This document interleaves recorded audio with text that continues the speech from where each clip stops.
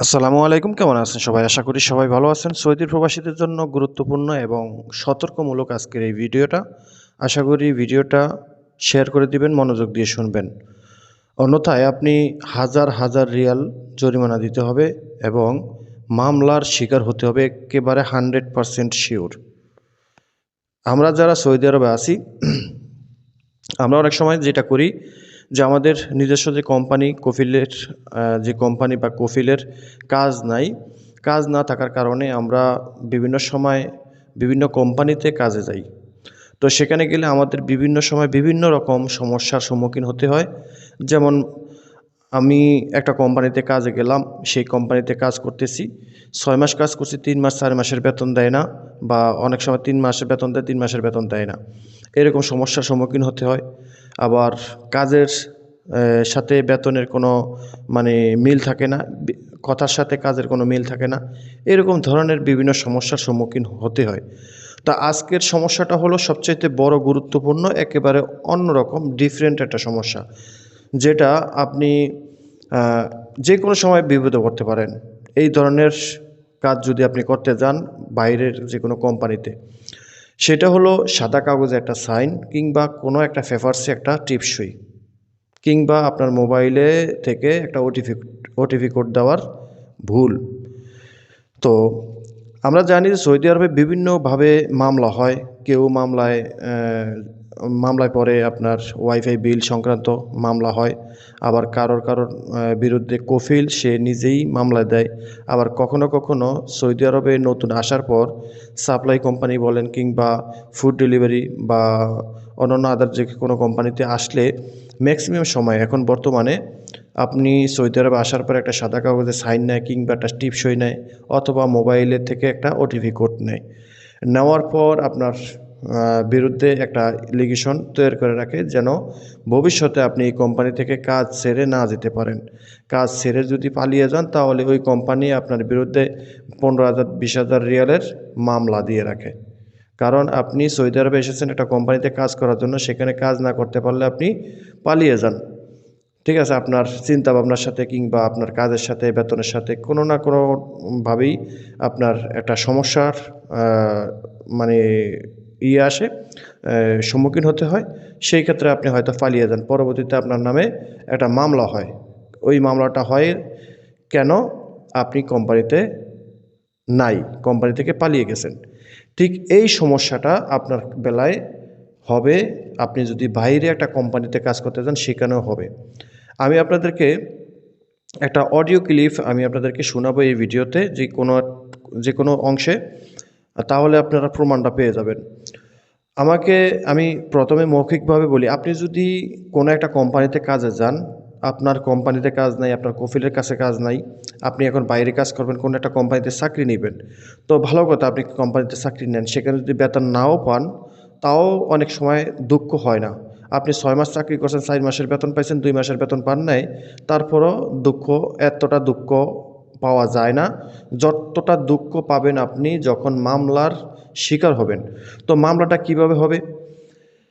আপনি একটা কোম্পানিতে যদি কাজে যান, সেই কোম্পানিতে যদি কোনো না কোনোভাবে আপনার কাছ থেকে মানে দালালে হোক কিংবা সৌদি হোক, কোম্পানির ফোরম্যান বলেন বা মুদির বলেন, অথবা কোম্পানির কফিল বলেন, যে কোনো একজনে যদি আপনাকে বলে যে এই কোম্পানিতে কাজ করতে হলে আপনাকে অনলাইনে এই ধরনের কন্ট্যাক্ট করতে হবে। কন্ট্যাক্টটা কি আপনাকে বুঝিয়ে বলবে না। হয়তো আপনাকে একভাবে বুঝাবে, আপনি অন্যভাবে বুঝবেন।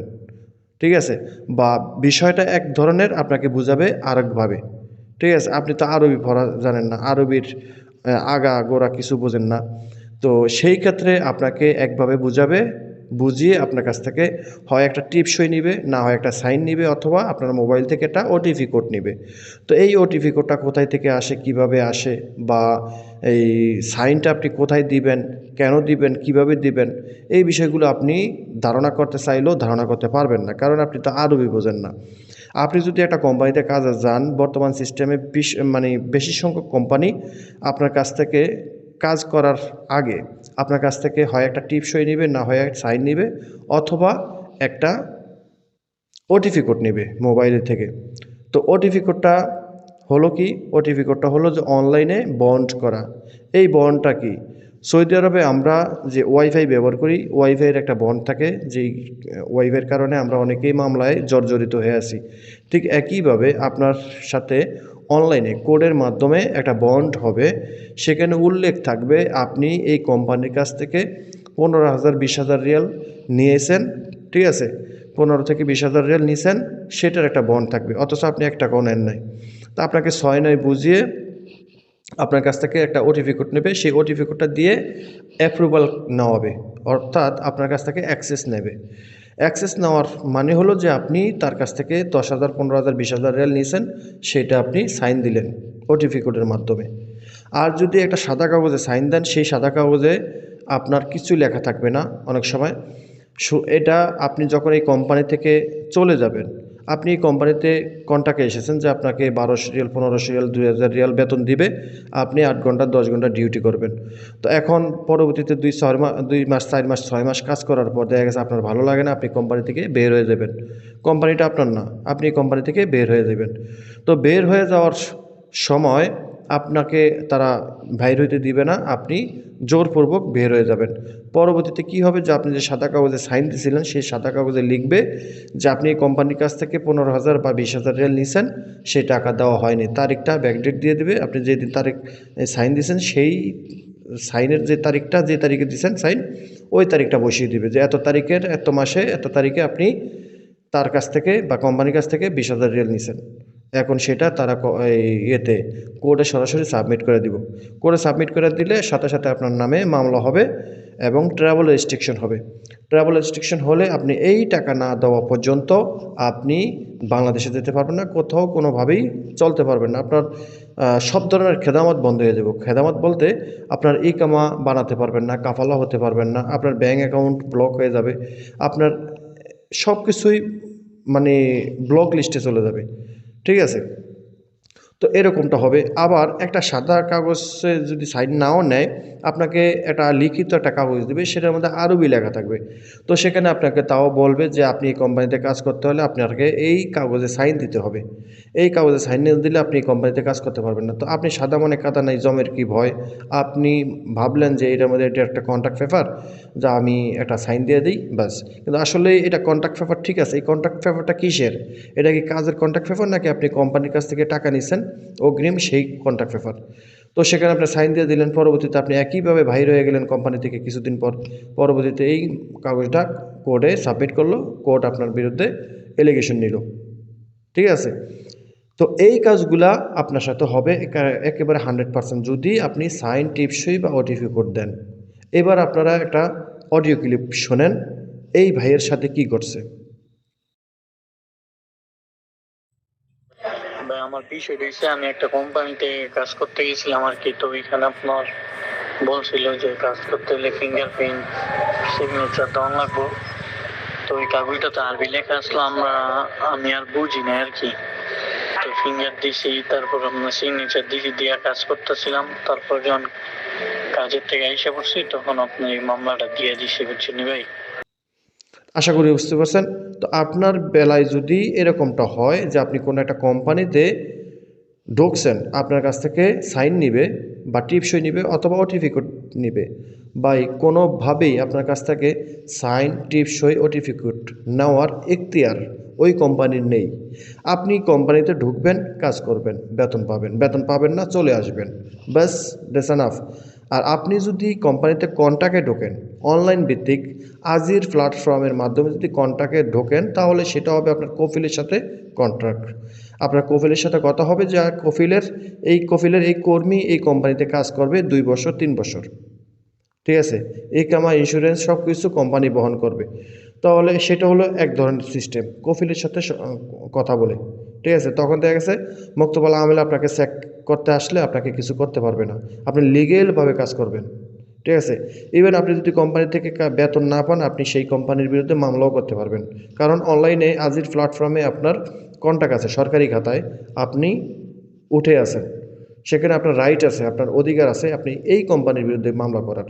আপনি যেই কোম্পানিতে কাজ করবেন, কোম্পানিটা হয়তো আপনার না, কিন্তু তারপরও আপনি কোম্পানির বিরুদ্ধে মামলা করতে পারবেন, কারণ ওই যে আপনি আজির প্ল্যাটফর্মের মাধ্যমে কন্ট্যাক্ট করছেন সেটার কারণে।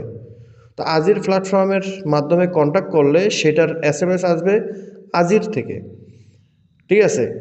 আর আপনার যদি সাদা কাগজে বা লিখিত কাগজে সাইন নেয় বা আপনার নাফাদ নাফিদ এই দুইটা প্ল্যাটফর্ম ব্যবহার করে যদি আপনাকে একটা ওটিপি কোড পাঠায়, তাহলে আপনাকে বুঝতে হবে যে এখানে লেনদেনের একটা কাগজ বা লেনদেনের একটা এলিগেশন তৈরি হচ্ছে আপনার নামে, ঠিক আছে। মনে রাখবেন, আপনার কাছে যদি ওই কোম্পানি নাফাদ নাফিদ এই দুইটা প্ল্যাটফর্ম ব্যবহার করে যদি আপনার কাছে SMS আসে পাঠায়, সেই SMS-এর ওটিপি কোডটা নিতে চায়, আপনি কখনোই সেটা দিবেন না। যদি আজির প্ল্যাটফর্ম থেকে আসে, তাহলে বুঝবেন যে আজির প্ল্যাটফর্ম থেকে আসছে, আমার সাথে কোম্পানি কন্ট্যাক্ট করতে চাচ্ছে। আমি এই কোম্পানিতে কাজ করব লিগেল ওয়েতে, যেন কোম্পানির কোনো সমস্যা না হয়, আমার কোনো সমস্যা না হয়, আমার কফিলেরও কোনো সমস্যা না হয়। চেক করতে আসলে আমাদের কারোরই কোনো সমস্যা হবে না। ইভেন আমার যদি বেতন বকেও রাখে এই কোম্পানি, পরবর্তীতে আমি এই কোম্পানির বিরুদ্ধে মামলা করতে পারবো। কারণ এই কোম্পানিটা হলো আমার, মানে ওই একটা হলো আপনার অরিজিনাল কোম্পানি, আপনার কফিল এই কোম্পানির কাছে আপনাকে কি করলো, ভাড়া দিল, কন্ট্রাক্টে ভাড়া দিল, এটাও কিন্তু আপনার কোম্পানি, ঠিক আছে। ওইটা হলো আপনার অরিজিনাল কোম্পানি, এটা হলো আপনার সাপ্লাই কোম্পানি বা আদার কোম্পানি, ঠিক আছে। এইখানেও আপনার মানে আপনার কফিলের যে কোম্পানি, সেখানে আপনার যতটুকু অগ্রাধিকার আছে, এই কোম্পানিতে আজির প্ল্যাটফর্মের মাধ্যমে কাজ করতে আসলে ঠিক ততটুকুই আপনার মানে অধিকার থাকবে। আপনি এই কোম্পানির বিরুদ্ধে মামলা করতে পারবেন, কোম্পানির বিরুদ্ধে আপনি নালিশ করতে পারবেন, যেমনটা আপনার কফিলের বিরুদ্ধে করতে পারতেন। তো আশা করি বুঝতে পারছেন। তো এই ভিডিও থেকে যদি উপকৃত হয়ে থাকেন, অবশ্যই ভিডিওটা শেয়ার করে দেবেন, চ্যানেলটি সাবস্ক্রাইব করে পাশে থাকা বেল আইকনটা অন করে রাখবেন।